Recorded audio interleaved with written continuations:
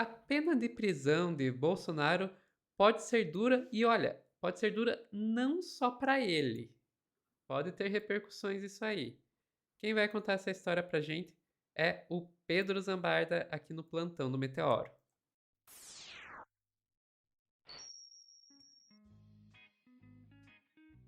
Vou até colocar a musiquinha feliz porque coisa sendo ruim pro Bolsonaro e pro resto ao mesmo tempo, eu Corte de qualidade. só vejo vantagens. É isso aí.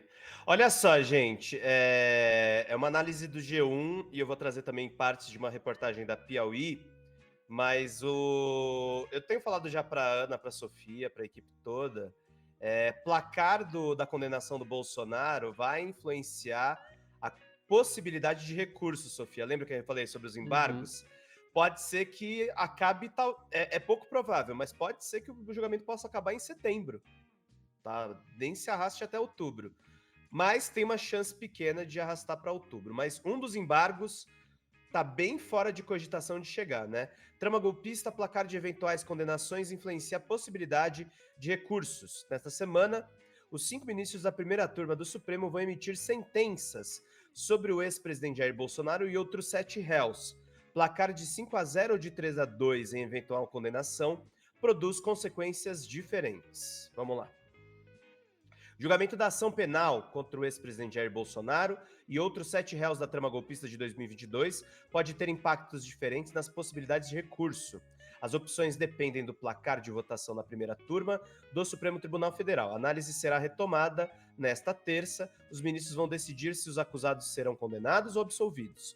Caso haja condenação, as defesas poderão apresentar 2 tipos de recursos: os embargos de declaração ou os embargos infringentes. Detalhe importante: os embargos infringentes só podem ser usados se houver pelo menos 2 votos pela absolvição.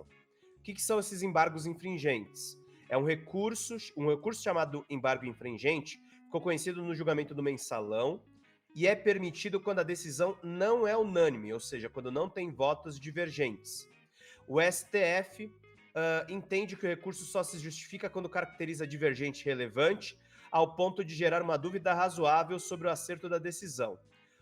Originalmente, os regimentos internos do Supremo previam embargos infringentes apenas para julgamentos no plenário de 11 ministros, e o recurso só poderia ser aceito ao menos com 4 votos divergentes. Com as turmas de 5 ministros, não julgavam ações penais naquela época, não havia previsão expressa para esses casos. Mas o Supremo consolidou o entendimento de que nos colegiados os embargos poderiam ser admitidos se houvesse pelo menos 2 votos por absolvição. Exemplo recente: o ministro Alexandre de Moraes rejeitou embargos da cabeleireira Débora Rodrigues dos Santos, que pichou Perdeu Mané na Estátua da Justiça em 8 de janeiro. As defesas alegaram divergências parciais entre Luiz Fux e Cristiano Zanin, mas como nenhum dos dois votou pela absolvição, o recurso não foi aceito. O que são os embargos de declaração? Os embargos de declaração são recursos usados para apontar contradições ou trechos pouco claros nas decisões. São julgados pela própria turma que deu a decisão. Normalmente não mudam o resultado, mas em situações excepcionais podem ter efeitos modificativos, o que significa alterar a decisão, desde redução de pena até, em casos raros, extinção de punição.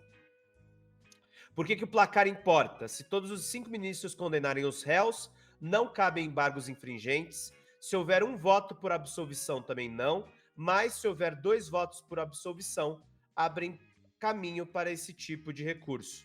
Nesse cenário, as defesas podem prolongar a tramitação e buscar reverter parte das acusações. Então, Sofia, é isso. Tem os embargos infringentes e os embargos de declaração para aprontar contradições. Mas assim, provavelmente vai ser colocado embargos de declaração e não vai mudar muito. Aí a Piauí elencou a questão do que pode provocar divergência nas decisões do Supremo. E ela vai na mesma linha que a gente tá falando, tá? O Bolsonaro vai ser condenado, tá, gente? Tem poucas incertezas no STF. Qual que é a única incerteza? Uma das alegações apresentadas pelos réus é de que Mauro Cid foi forçado a fazer delação premiada. citam como evidência disso áudios revelados pela revista Veja de que o ex-ajudante de ordens diz ter sido pressionado pela Polícia Federal a depor. Convocado a esclarecer o episódio logo depois, no entanto, Cid voltou atrás do próprio relato e garantiu que dispunha de vontade própria. Por isso, é improvável que a delação seja anulada. Os advogados de defesa também dizem que Cid mentiu, omitiu e mudou as suas versões. Nesse caso, é algo que a PGR já demonstrou concordar, afirmando que o ex-ajudante de ordens escondeu muitas informações cruciais para a investigação e foi invasivo nos seus depoimentos. Gonê, no entanto, não pediu a anulação da delação, que foi negociada diretamente pela Polícia Federal. Desse debate, pode emergir um reconhecimento de falhas na delação e é possível que Cid perca parte dos benefícios que negociou. As provas não serão anuladas, mas podem perder credibilidade. Caso isso aconteça, a delação será mencionada nas sentenças e sua força será medida em conjunto ou em confronto com provas produzidas no curso do inquérito. Os relatos foram corroborados, ficam, os que não se sustentarem saem. É improvável que esses ajustes resultem na absolvição de um dos réus. Então, duas coisas, Sofia. Ou vão validar a delação do Cid, ou vão refutar a delação do Cid, mas uma coisa é fato. Com delação do Cid ou sem delação do Cid, a condenação se sustenta. Então não adianta nada, gente. Delação é meio de prova, delação não é prova de nada. E é claro que os advogados sabem disso.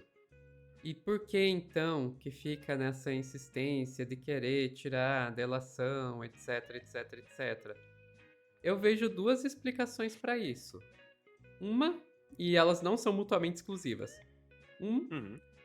Eles não têm mais o que fazer, não existe defesa possível. Então vai lá e fica nessa de querer detonar a delação simplesmente porque não tem outra opção além disso para se defender. E dois, para criar uma narrativa e manter as bases bolsonaristas agitadas. É isso. E com relação a essa questão da condenação ou não condenação, eu acho que assim, se alguém tem alguma chance de se salvar, é o Paulo Sérgio Nogueira. Porque ele tem toda a questão de que ele tentou demover o Bolsonaro, era essa a defesa dele, e ele foi citado por duas das testemunhas, né, pelo Freire Gomes e pelo Baptista Júnior, como alguém que realmente não fez parte, sabe? Então, se tem alguém que tem alguma chance, é ele. Mas mesmo assim, a chance é muito pequena, porque tem prova, gente. Não é só assim como não é só delação, também não é só testemunha. Tem prova. Então, muito assim, difícil que o Cid não saia da prisão, gente. Mesmo que a delação dele seja totalmente corroborada. Sim, porque vai reduzir a pena. Não vai Só necessariamente anulá-la, né? E o PGR, e a gente já sabe qual que a PGR já pediu, né? Que é benefícios mínimos. Não pediram para tirar todos os benefícios, mas para dar benefícios mínimos pro Cid. Aí vai os ministros se eles vão ir com a PGR ou não. Mas já é uma indicação aí de que o Cid ele pode, que não é tudo ou nada, que ele pode ter alguns benefícios, mas não todos os benefícios previstos nessa delação. Mas é isso, agora é esperar, a gente vai começar. A gente tá gravando isso aqui dia 8, né? Dia 9 começa a leitura lá dos votos do Alexandre de Moraes, daí a gente tem os votos dos outros. Vamos ver o que vai dar. Eu imagino que essa semana a gente tem aí a resposta de como vai ser, e daí vai ter os recursos. E vamos e convenhamos, recurso vai ser não vai ter embargos infringentes, não vai ter dois ministros votando contra. No máximo o Fux, e acho que nem ele vai votar pela absolvição. Exato, ele vai botar uma condenação menor. Só isso.